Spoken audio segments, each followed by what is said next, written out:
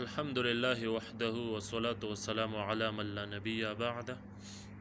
السلام علیکم ورحمۃ اللہ وبرکاتہ۔ امید ہے کہ سارے دوست خیریت سے ہوں گے۔ اللہ آپ سب کو خوش رکھے۔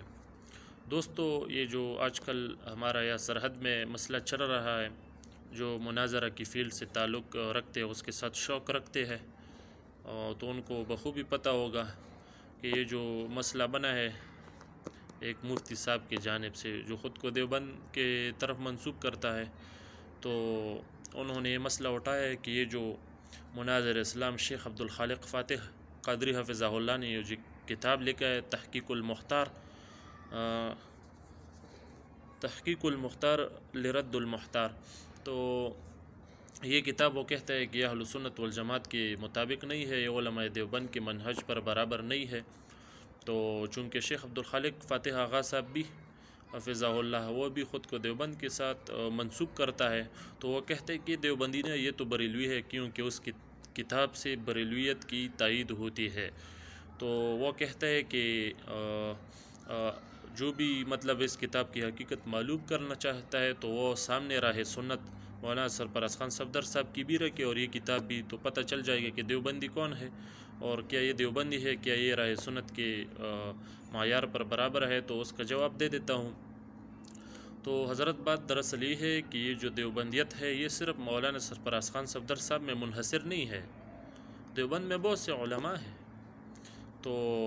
یہ جو شیخ عبدالخالق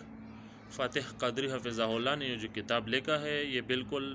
اہل سنت والجماعت کی جو عقائد و معمولات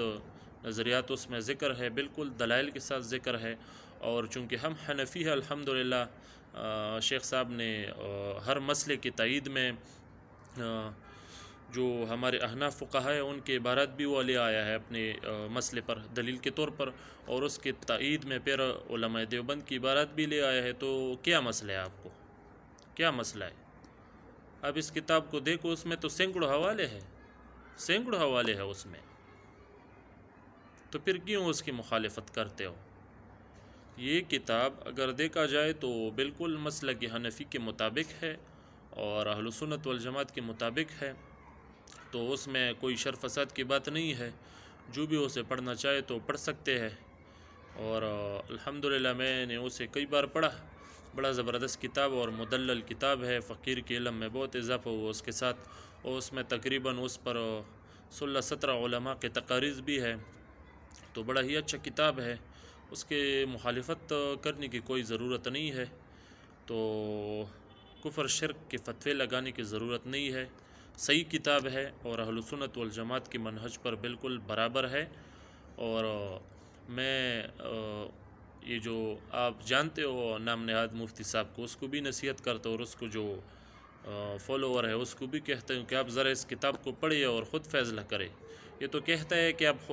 یہ مفتی صاحب کہتا ہے کہ یہ کتاب پڑھو اور راہ سنت بھی پڑھو اور فیصلہ کرو، میں بھی کہتا ہوں چلو پڑھو اس کتاب کو، راہ سنت میں حوالہ جات بہت زیادہ ہے یہ اس کتاب پر، تو